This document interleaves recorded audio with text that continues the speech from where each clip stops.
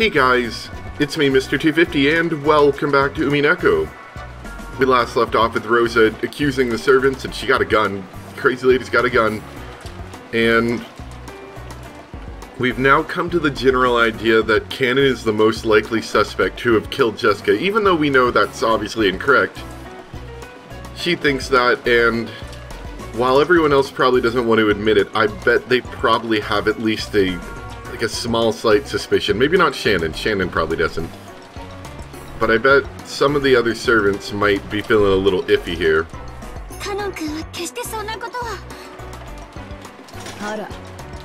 Because she's got the gun. She's got the gun. I told you Kumasawa sounds super suspicious.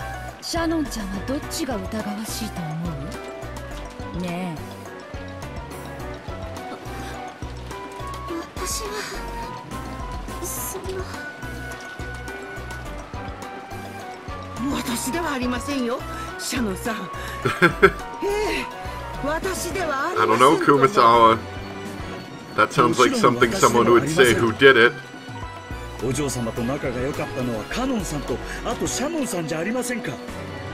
I bet you did it, Shannon.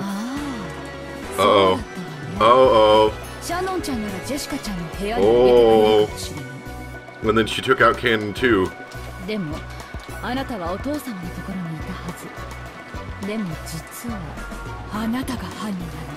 Uh-oh. Oh, George isn't gonna have that crap.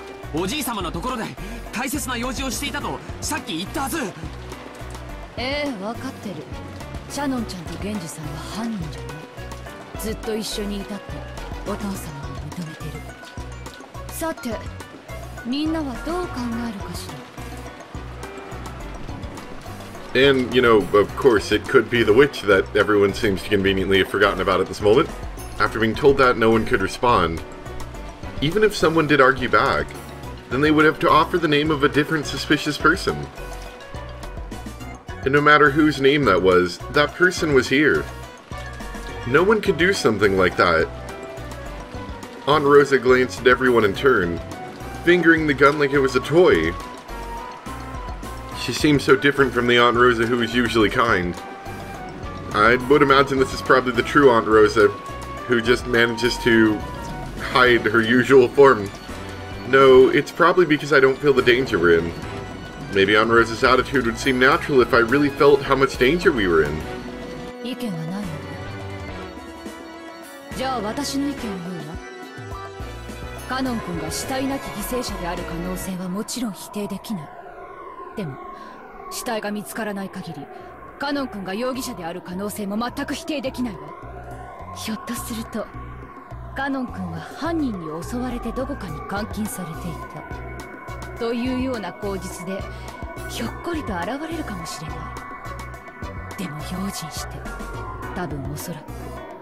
I think that's the biggest problem, is the fact that it said, yeah, I know Rosa, stop talking slowly, is that it was said here in our character thing that he's missing and that she erased his corpse for fun. So, like it said, the worst part about this is the fact that at this point we pretty much can't say that Cannon didn't do it, because generally a person's suspicion stops when you find them dead. It doesn't mean they couldn't have done it, but it lowers the suspicion by a whole lot, and being completely unable to locate someone can almost increase their suspicion, if not at the very least keep it from lowering. So I feel like Cannon's going to be blamed for this for quite a while, unless we find some sort of evidence that proves otherwise, which should be difficult, I think.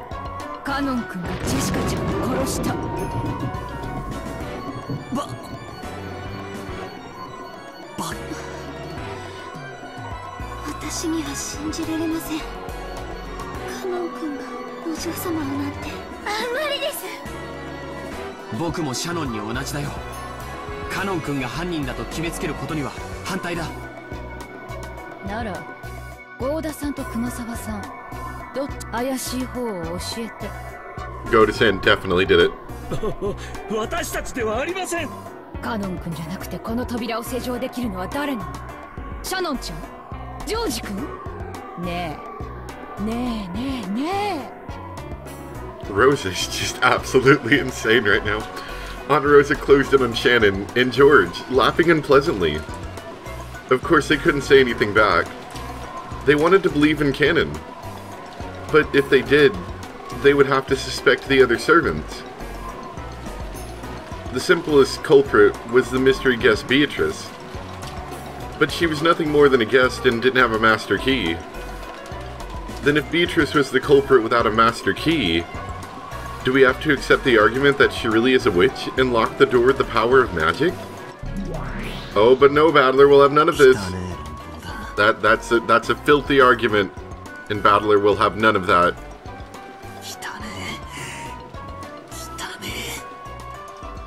何を悩む。わらわのせいにしてしまえ。19人目の謎の来客のせいにすればよいではないか。そうすれば人間どもの醜い押し付け合いを見ずに済むぞ。つまりなんだよ。犯人は19人目の来客、ベアトリーチェ。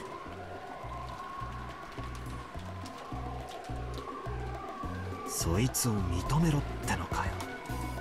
ふざけるな。ふざけるな、ふざけるな。前回のゲームでお前の弱点は知り尽くしているぞ。さあどうするどうする。お前はわらわを絶対に認めないのだったな。ならカノンというちょうどいい生贄を使えばよい。カノンがジェシカを殺した。ローザの説を支持すればこの場は丸く収まるぞ。So am I to assume that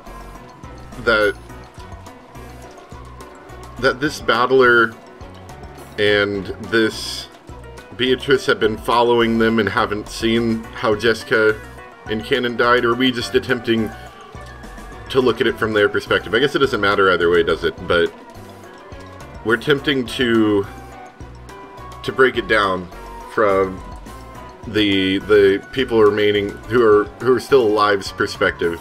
I guess it doesn't matter either way, but I wonder if Battler knows like the truth. I don't know. 死んでいるのだ。死者に気遣う必要などある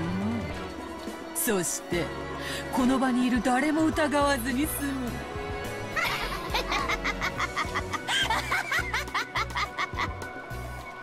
ちくしょう、お前を認めたりはしない。でもカノン君が犯人だなんて、そんなことはありえない。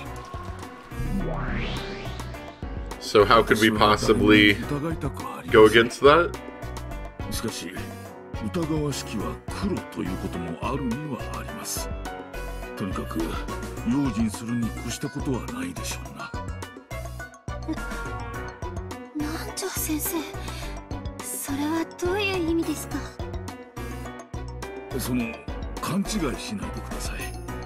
私はカノンさんを犯人だと決めつけたいわけじゃない。しかし事情がわかるまでカノンさんが犯人の可能性もあると、そう思っておいた方が安全だというのです。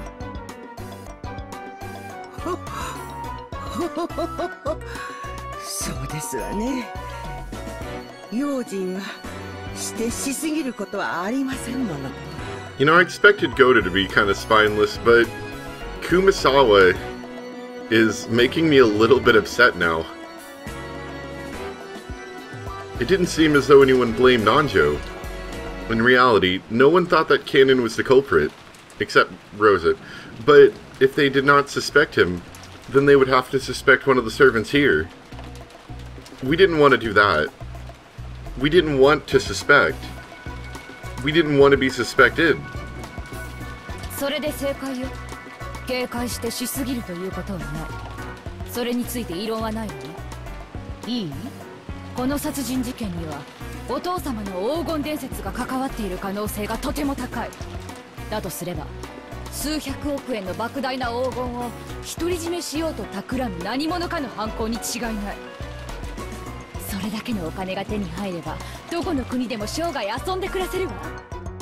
そのためなら私たちを皆殺しにすることだってあるかもしれない。マスターキーを持っていないという理由でジェシカちゃん殺しについてだけはベアトリーチェを容疑者から外した。That just seems far too convenient. でも事件に関わってないとは言えない。 That just seems far, far, far too convenient. Just the way she said that even. 莫大な黄金ですもの。犯人は複数人いる可能性だって否定できない。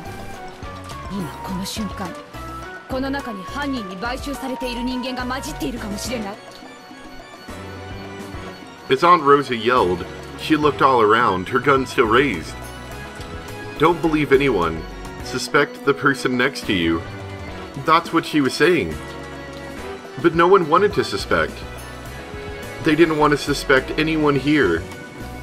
That weakness in their hearts demanded an answer from those not here. 容疑者でないと信じることができるのは2つしかない。自分自身と、そして死体になったものだけよ。それはカノン君も同じ。死体が見つからない限り彼はジェシカちゃん殺しの最有力容疑者なのよ。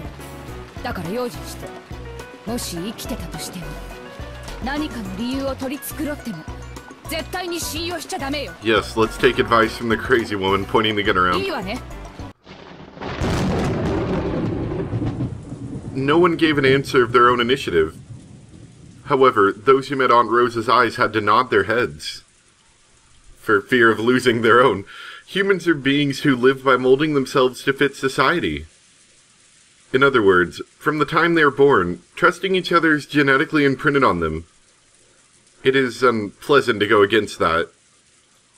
They definitely don't want to suspect someone. But if they had to suspect someone, they thought that choosing one of the people not here right now would be the safest. For just the reason of safety, they half-heartedly chose Cannon to be the sacrifice. That's ridiculous. I definitely don't want to believe that Cannon-kun is the culprit. I heard it from George Aniki just now, but not only were the two close in age, they also had that adolescent relationship Aunt Rosa had mentioned. I keep saying adolescent relationship, it sounds funny. It may have been a little late now, but yes, they really did have that kind of air about them. After seeing her parents' tragic corpses, Jessica, bearing deep wounds in her heart, would have only trusted Cannon. That was a very conceivable story. So I don't like it. Cannon-kun was the only one she trusted. So she wouldn't have let anyone but Cannon-kun in. So this argument saying Cannon-kun was the only one who could have killed Jessica, I just couldn't have accepted it. わかった。カノン君がもし現れても油断しないで。カノン君の無実を証明できない限り、私たちはジェシカちゃん殺しの犯人をカノン君だと仮定します。 Aunt Rosa made that claim. By using the vague word, suppose, in the end, she encouraged everyone. Everyone nodded weakly, and under the temporary excuse that they were just supposing it, they claimed that Cannon was the culprit who had killed Jessica.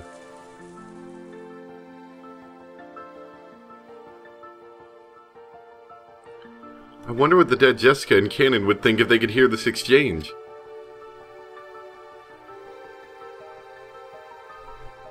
Well, wouldn't you like to know by these ghost people that we have standing backstage for just a purpose? Jessica was crying. She was crying in the chest of the person who had put his life on the line to fight for her, Cannon. It was frustrating. So frustrating that it felt like her chest would explode. She grieved and resented how far the dignity of the dead had been trampled.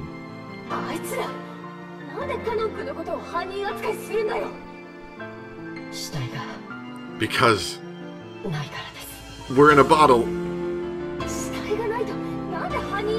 We're at the end of a tunnel.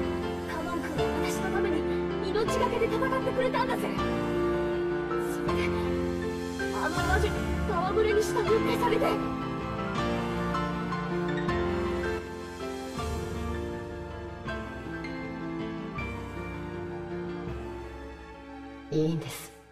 結局守りきれなかったけれど、最後にお嬢様のお役に立てたのですから。それをどうしてみんな分かってくれないんだよ。やめろローザおばさん。そんなめちゃくちゃな推理でカノン君を犯人だなんて決めつけるな。犯人だとは言ってません。疑わしいと、いえ用心しようと。言ってるよ。こいつらはカノン君が犯人だということにしてきっと思考を停止する。もう私を殺した犯人が誰かなんて考えないよ。カノン君が犯人でない可能性なんて考えないよ。そしてこの後も何かあるたびに行方不明のカノン君の仕業にして言い訳を繰り返す。私はそんなの耐えられないよ。いいんです。お嬢様だけは真実。私だけが知ってたって意味がないんだよ。死んで分かった。真実ってのは生きてる人間のものだ。真実が残らなかったら死者は報われない。何のためにカノン君が命を懸けたのか分かんなくなっちゃう。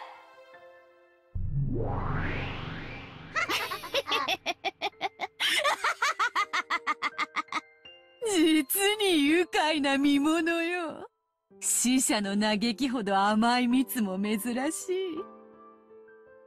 嘆け嘆け。そなたがいくら嘆こうとも死者の声は決して聖者には届かぬ。畜生、誰でもいい。私の声を聞いてくれ。カノン君は犯人なんかじゃない。カノン君は死体を消されただけなんだ。どうしてそれが分かんないんだよ。お嬢様、こんなの嫌だ。悲しい、悔しい。これじゃカノン君は殺されそうじゃないか。死者の名誉は聖者が認めなきゃ得られないんだ。誰でもいい。気づいてくれよ。お願いだよ。カノン君は犯人じゃない。行くなよみんな。頼むからそのままで終わりにしないで。行かないで。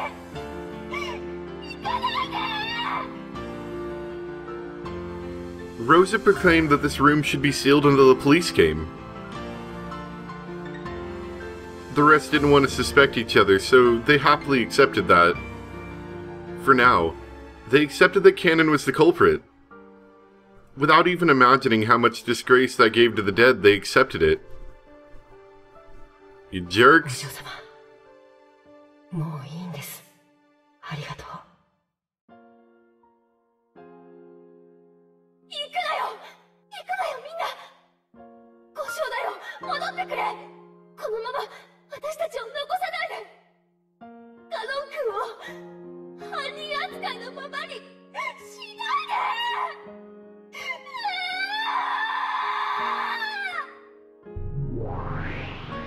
届かぬわ。死者の嘆きは決して届かぬ。笑わせるぞお前のその顔。届くと思ってるだろう。届かないんだよジェシカ。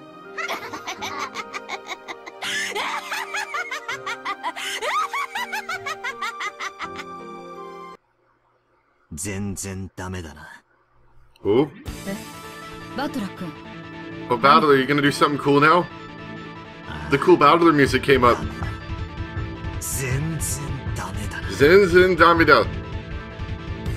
At the time, everyone made to leave the room. Only Battler had his back to them, and he was still looking down at Jessica's corpse. 全然ダメってどういうこと？何か異論でもある？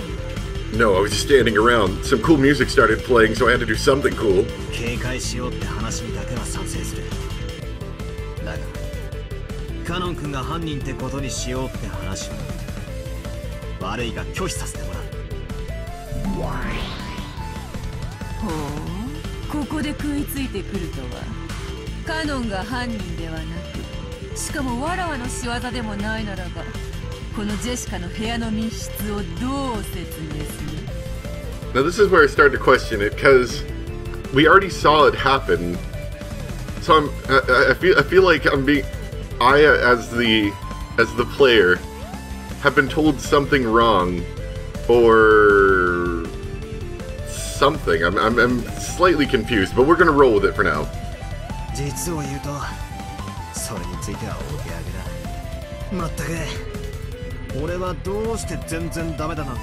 Because the cool battler music was playing. But look, and now they're overlapping each other, so you can't see back battler.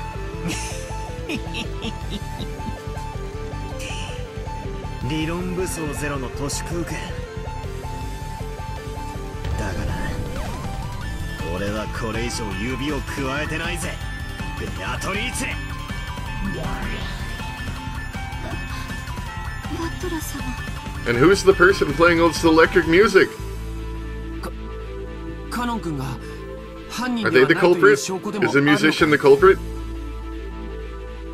The expression that rose to the faces of those two was definitely expectant. They didn't want to believe that Cannon was the culprit. They really believed Cannon. So this expectation was because they wanted to be made to believe him even more strongly. ならバトラ君は他の使用人の誰を疑うの？ゴーダさん？それとも熊沢さん？ Definitely Kumasawa-san. よせよローザおばさん。俺は熊沢のばあちゃんという人をよく知ってる。たまに仕事をサボってたりするが、いつだって人を楽しくさせようとする人だ。 And it's been a cover all along for this very day. たとえ金に目がくらんだとしても、殺しだけはする人じゃねえ。そしてゴーダさんとは俺は昨日会ったばかりだ。 And he's a spineless fish. 正直この人のことはまだよく理解していない。だが分かったことがある。私はこんなに楽しそうに飯を作る人同じなんだよ。熊沢のばあちゃんと同じだ。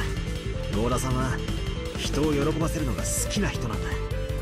そんな人が自分の飯をうまいと褒めてくれた人、たとえ金を積まれたって殺すもんか。ならバトラ君は誰がジェシカちゃんを殺したというの？マスターキーでしか施錠できないこの部屋に誰がジェシカちゃんを閉じ込めたというの？待ちな。それを論じる前に俺ははっきりさせておく。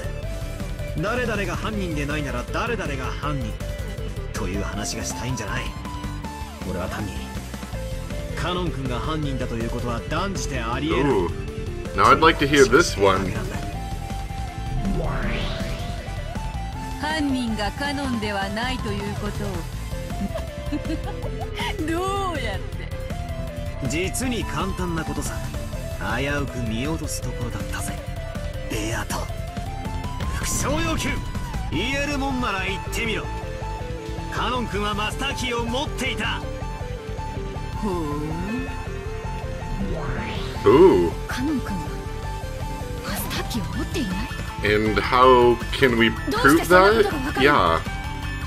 さっき俺はゴーダさんに話を聞いた。カノン君と別れる直前ジェシカが貴賓室に殴り込みに行ったってあたりの話だ。ゴーダさん、あんたはちゃんと覚えてたよ。あんたはカノン君の名誉を守った。私がですか？同じ話は僕も聞いてたよ。でも僕にはよくわからなかった。 I know. 説明してくれるかいバトラ君。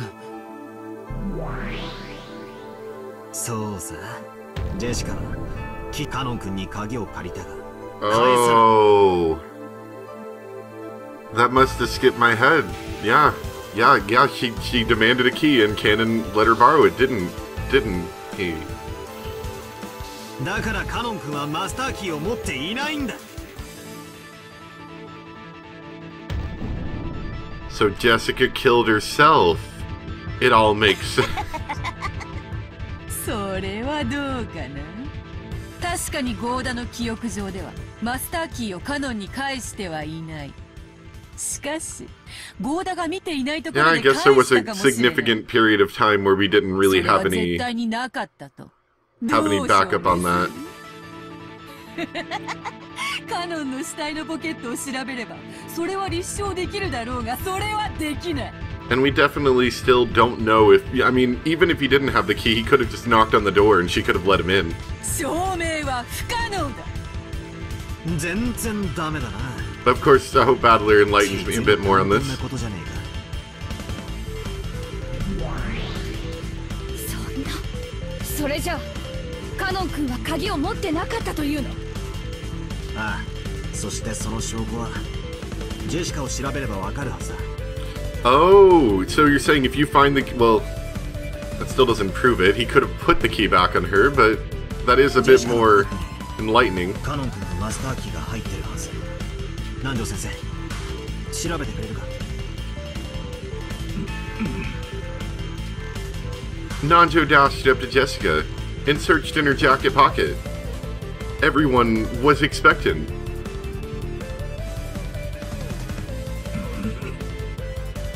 Please, be there.